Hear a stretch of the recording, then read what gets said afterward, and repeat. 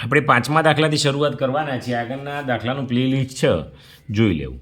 20% ડિસ્કાઉન્ટથી અનિલે T shirt ખરીદીને ₹100 બચાવ્યા, તો T શર્ટની કિંમત અગાઉ કેટલી હશે?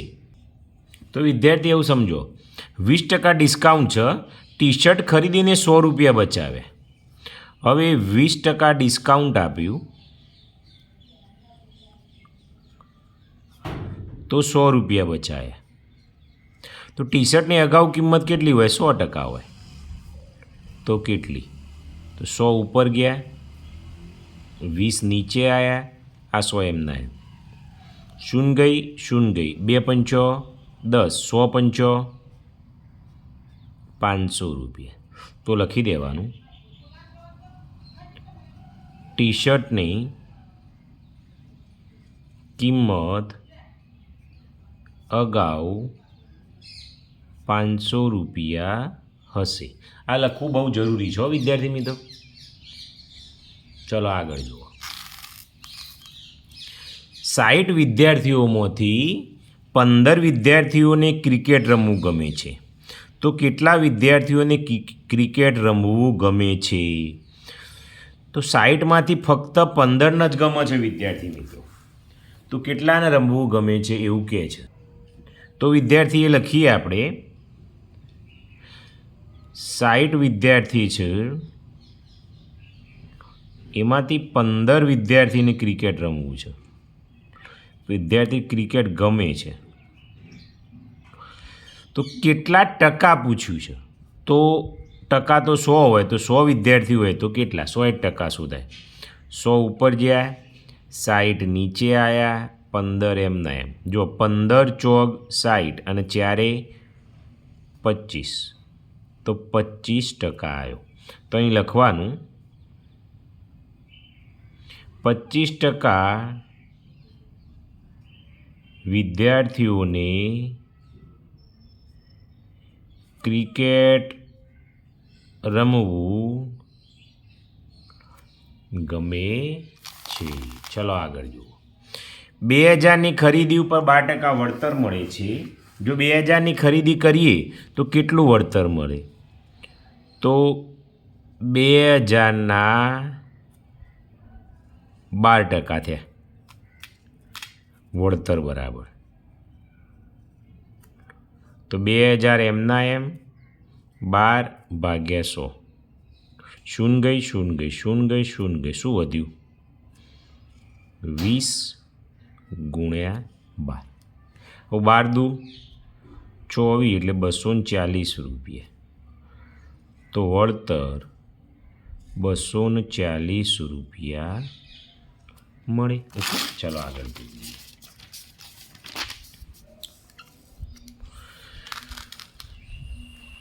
શું કહે છે? 2500ને એવી રીતે વહેંચો કે મનુને 2 ભાગ અને રાજુને 3 ભાગ અને કનુને 5 ભાગ મળે, તો દરેકને કેટલી રકમ મળે? તો મનુને 2 ભાગ જુઓ,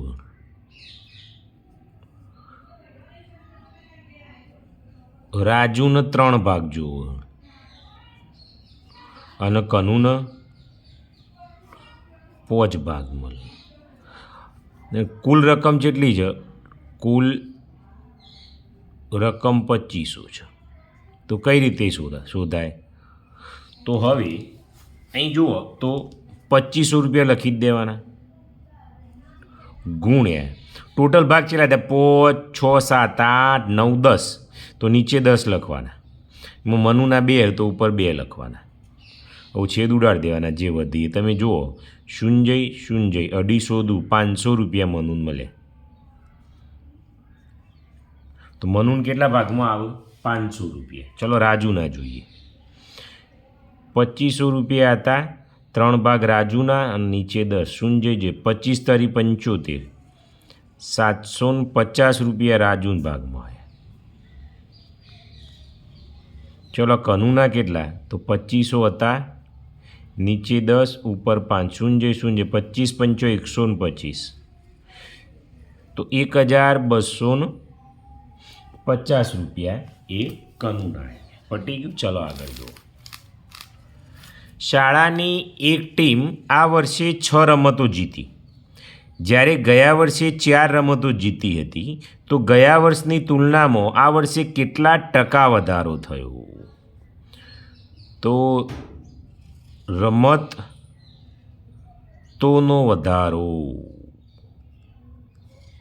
તો 6 આ વર્ષે હતી અને 4 એટલે 2 રમત વધારે થઈ, પણ એ તો ટકામાં કીધું છે. તો વિદ્યાર્થી મિત્રો આપણે ટકામાં શોધવા પડે. તો 4 રમત હતી રમ્યા, એમાં 2 રમતનો વધારો થયો, તો ટકા હોય તો 100 કરવો પડે. 100 કેટલા? તો 100 ઉપર ગયા, આ 4 નીચે આવ્યા, ના 2 એમના એમ, 2 દુ 4 અને 2 50, તો 50% જીતમાં વધારો થયો કહેવાય. ઓકે. એક ફૂલદાનીની પડતર કિંમત 120 છે. જો દુકાનદાર ફૂલદાનીની 10% ખોટ ખાઈને વેચતો હોય તો ફૂલદાનીની વેચાણ કિંમત કેટલી? હવે વિદ્યાર્થી મિત્રો, પડતર કિંમત કેટલી છે? ફૂલદાની એ 120 રૂપિયામાં એને પડી છે. 10% ખોટ ખાય છે, તો ખોટ બરાબર 10%. તો ફૂલદાનીની વેચાણ કિંમત કેટલી? હવે જો 120ના 10% ખોટ છે, 120ના 10% ખોટ છે, તો 120 ગુણ્યા 10 ભાગ્યા 100, શૂન્ય 12 રૂપિયા ખોટ જઈ, બરાબર. તો વેચાણ કિંમત કેટલી? તો 120 તો પડતર કિંમત ઓછી, એમાંથી 12 રૂપિયા બાદ કરો. હવે 120માંથી 12 તમે બાદ કરો, 108 રૂપિયા વેચાણ કિંમત આવી. ચલો આગળ જો. એક રમકડું 540માં વેચાય છે. જો વેપારીને 20% નફો મળતો હોય તો રમકડાની પડતર કિંમત શું? તો 540 એટલે વેચાણ કિંમત કેટલી છે? 540 રૂપિયા. નફો કેટલો છે? 20%. તો પડતર કિંમત કેટલી? હવે નફો 20% છે, એટલે 120% હોય તો 540 રૂપિયા થયા, કારણ કે 100 રૂપિયા હતા એટલે. તો મૂળ કિંમત એટલે 100 રૂપિયા કેટલા? તો 100 ઉપર ગયા, 120 નીચે આવ્યા, 540 એમના એમ. આવું જુઓ, છેદ ઉડાડીએ તો 0 ગઈ 0.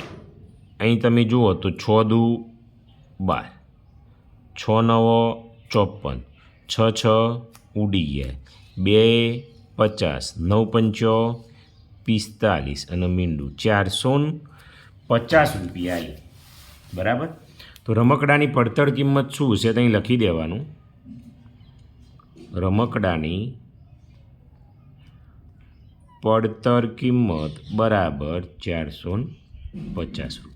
ઓકે. ચલો હવે કયું આવ્યું? 11 થી 12મો દાખલો.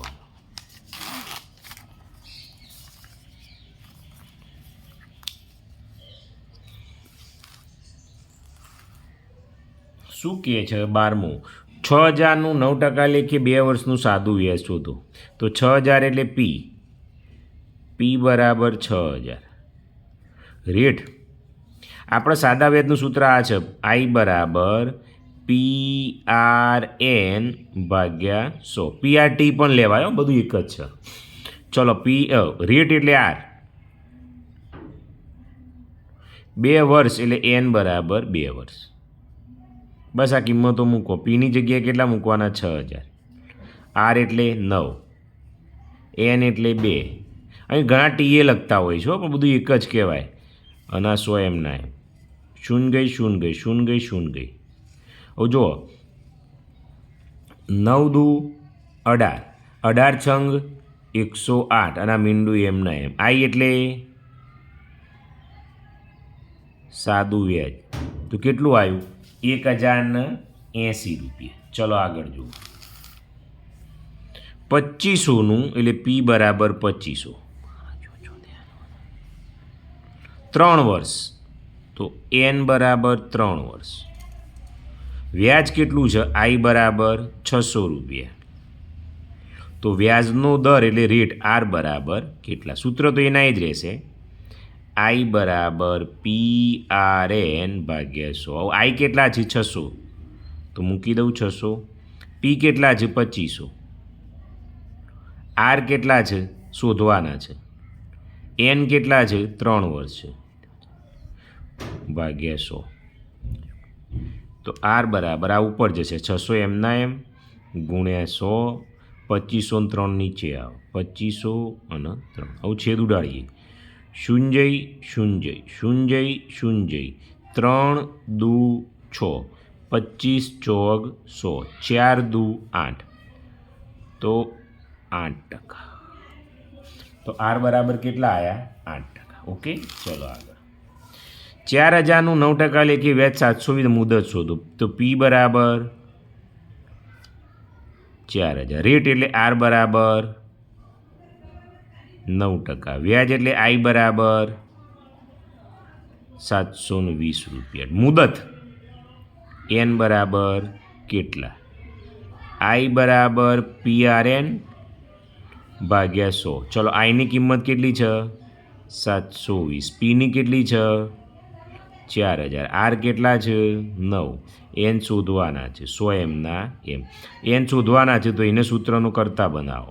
તો 700 આ ઉપર ગુણી જાય. 720 ગુણ્યા 100. આ 4000 નીચે આવશે.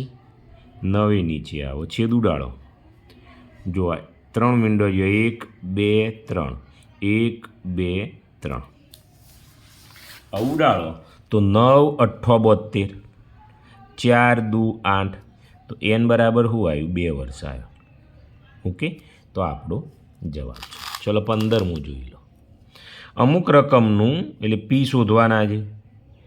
5% એટલે આર બરાબર 5%. 3 વર્ષ એટલે એન બરાબર 3 વર્ષ. વ્યાજ એટલે આઈ બરાબર 1200. તો આઈ બરાબર PRN ભાગ્યા 100. પીની વેલ્યુ કેટલી છે? પી શોધવાનું છે, રાખો એમના એમ. આર કેટલા છે? 5. એન કેટલા છે? 3. આઈ કેટલા છે? 1200.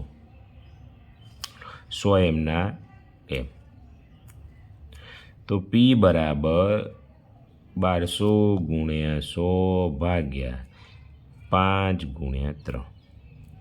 હવે 5 ઉડાડો એટલે આઈ 25 ના 5 છે એટલે 20 આવશે. 20 500.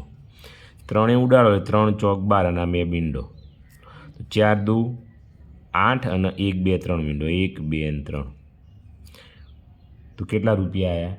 8000 રૂપિયા જવાબ આવ્યો. ચલો 15 થઈ ગયા. હવે આગળ જોઈએ. આવું તમારી પ્રવૃત્તિ છે, આપણે પ્રવૃત્તિ પતાવી દઈએ. શું કહે છે? એક રકમનું 12%ના વ્યાજના દરે 3 વર્ષનું વ્યાજ 1800 રકમ શોધો. એક રકમ એટલે પી શોધો. 12% એટલે આર બરાબર 12%. 3 વર્ષ એટલે એન બરાબર 3 વર્ષ થાય. વ્યાજ એટલે આઈ બરાબર 1800 થાય. તો આઈ બરાબર PRN ભાગ્યા 100. ચલો પીની વેલ્યુ કેટલી છે? શોધો.